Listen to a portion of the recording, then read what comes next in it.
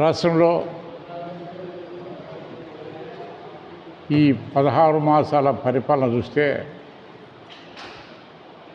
కూటమి ప్రభుత్వంలో రాష్ట్ర ఖజానానంతా దోచిపెట్టాలా వాళ్ళ కార్యకర్తలకు వాళ్ళ అభిమానులకు అనే ఉద్దేశం మీద ఎన్నో కార్యక్రమాలు జరుగుతున్నాయి. ఈరోజు చూస్తున్నాం.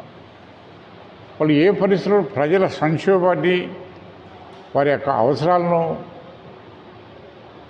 తీర్చేదానికి మాత్రం ఆలోచించటం లేదు. కేవలం వాళ్ళ యొక్క నాయకులను ఏ రకంగా వాళ్ళకు దోచిపెట్టాలనే ఉద్దేశంలో చూస్తున్నారు తప్పక అక్కడ. మరి ముఖ్యంగా మనం చూస్తున్నాం, ఇదే జగన్మోహన్ రెడ్డి గారి పరిపాలనలో ఎంత సంక్షేమం జరిగింది, ఎంత అభివృద్ధి జరిగింది. మరి ఈ యొక్క 16-17 మాసాల్లో సంక్షేమం ఏమైనా చేశాడా, అభివృద్ధి ఏమైనా జరిగిందా అంటే కదా ఏ రెండు కూడా కంపేర్ చేసుకోలేదు. ఈరోజు ప్రతి ఒక్కరు కూడా ఆలోచిస్తున్నారు, ప్రతి ఒక్క కుటుంబం కూడా ఆలోచిస్తూ ఉంది. జగన్మోహన్ రెడ్డి గారి టైంలో ఏం సంక్షేమం జరిగింది, ఏం అభివృద్ధి జరిగింది, ఇప్పుడు ఈ కూటమి ప్రభుత్వంలో ఏం అభివృద్ధి జరిగింది, ఏం సంక్షేమ కార్యక్రమాలు జరుగుతున్నాయి. జగన్మోహన్ రెడ్డి చెప్పినట్టు చేశాడా లేదా, చంద్రబాబు నాయుడు చెప్పినట్టు చేశాడా లేదా కంపేర్ చేసుకుంటున్నారు.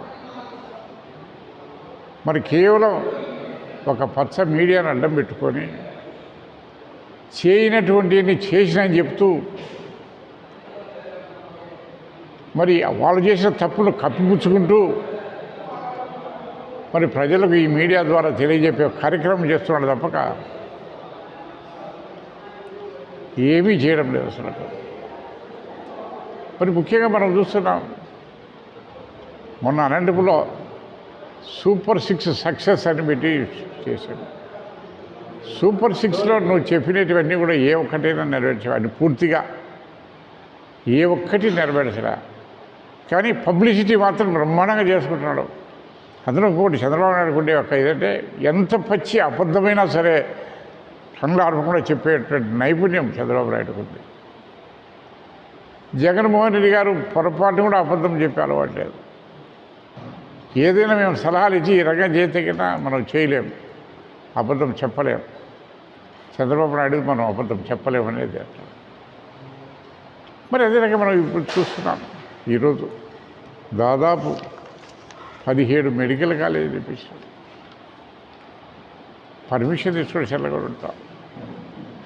17 మెడికల్ కాలేజీలు కూడా కొన్ని ఆల్మోస్ట్ నియరింగ్ కంప్లీషను, కొన్ని కంప్లీట్ అయ్యి కూడా హాస్పిటల్ రన్ చేస్తున్నది. మరి కాలేజీ కూడా అడ్మిషన్స్ కూడా పురేదర్ కూడా ఒక 50 ఇచ్చారు అడ్మిషన్ చేసుకోవాలి. ఇవన్నీ చేయకుండా, ఇవన్నీ ఏవి చేయకుండా ఈ యొక్క ఇన్ఫ్రాస్ట్రక్చర్కు మొత్తం వాల్యూ వచ్చేసి ఈ ముందు దీని వాల్యూ ఈ ముందు 1,00,000 కోట్ల రూపాయలు. 1,00,000 కోట్ల రూపాయలు ఈ ప్రాపర్టీ విలువ. మరి ఈ 1,00,000 కోట్ల రూపాయలను ప్రైవేటు దారాదత్తం చేయాలనే కుతంత్రంతో ఈరోజు మన క్యాబినెట్ డిసిషన్ తీసుకున్నాడు, అసెంబ్లీలో పెట్టి బిల్లు తీసుకున్నాడు. ఎందుకంటే వాళ్ళ మెజార్టీ ఉంటాయి కాబట్టి. మరి ఇవన్నీ చేస్తే కన్నా రాష్ట్ర భవిష్యత్తు, ముఖ్యంగా విద్యార్థుల భవిష్యత్తు ఏ రకంగా ఉంటుందో ఊహించుకుంటే కన్నా భయవేస్తూ ఉంది. ప్రజల యొక్క ఆరోగ్య పరిస్థితి ఏ రకంగా రాబోతుందో చూస్తున్నాం. మరి ఇదే రాజశేఖర రెడ్డి గారు పెట్టిన ఆరోగ్యశ్రీ పథకాన్ని ఇప్పుడు తీసేసాడు. వాళ్ళకి డబ్బులు ఇవ్వకపోతే హాస్పిటల్స్ మేము చేయమని చెప్పి ఇప్పుడు దాదాపు 1 వీక్ అవుతామని చేసేస్తున్నాం. మరి ఉన్నటువంటి హాస్పిటల్, కట్టినటువంటి హాస్పిటల్స్ కూడా ప్రైవేట్ పరం చేయాలంటున్నాడు. అంటే సామాన్య ప్రజలు బీదబికి ఎవరు బతకాల్సిన అవసరం లేదు. ఎవరు కూడా పూర్తి ఉచితంగా వైద్యం పొందేటటువంటి అవకాశాలు లేకుండా చేస్తున్నాడు. మరి పేద విద్యార్థులు డాక్టర్లు కావాలంటే ఈ కూటమి ప్రభుత్వంలో దుర్లభం కాలేడు కూడా. అసలు లక్షలాది రూపాయలు ఫీజులు కట్టి చేరేటువంటి స్తోమత లేనటువంటి ఎన్నో మంది పేద విద్యార్థులు, ముఖ్యంగా ఎస్సీలు కానీ, ఎస్టీలు కానీ, బీసీలు కానీ, మైనారిటీస్ కానీ, ఈవెన్ ఓసీసీలో కూడా చాలామంది పేదవాళ్ళు ఉన్నారు. వాళ్ళ భవిష్యత్తు ఏంటి?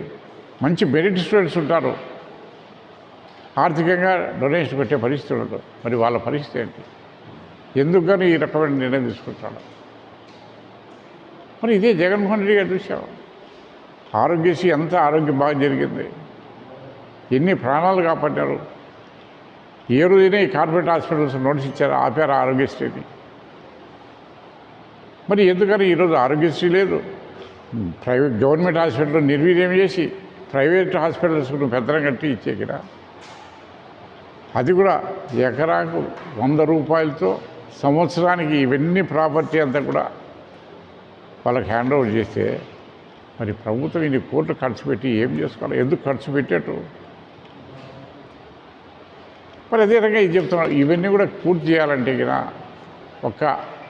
ఈరోజు అమరావతిలో దాదాపు 62,000 కోట్ల రూపాయలు టెండర్స్ పిలిచారు. అమరావతి డెవలప్మెంట్ కానీ చేస్తున్నారు. ఇంకా 30-40 కోట్లు టెండర్ ప్రిపేర్ అవుతున్నాయి. అంటే దాదాపు 1,00,000 కోట్ల రూపాయలు ఒక్క అమరావతిలోనే డెవలప్ చేస్తున్నావు తప్పక, అది కూడా దేనికి? నీ రియల్ ఎస్టేట్ వ్యాపారానికి, మీ ఆస్తులు ధర పెరిగేదానికి చేస్తున్నావు తప్పక అక్కడ అంత అర్జెంట్ అవసరం లేదు. అసెంబ్లీ ఉంది, హైకోర్టు ఉంది, సెక్రటరీ నిద్ర కట్టుకోండి 1 by 1. మరి దాన్ని 2-3 వేల కోట్లు సంవత్సరానికి పెడితే కన్నా ఇవన్నీ కూడా పూర్తి అయితే 2-3 ఏళ్ళలో.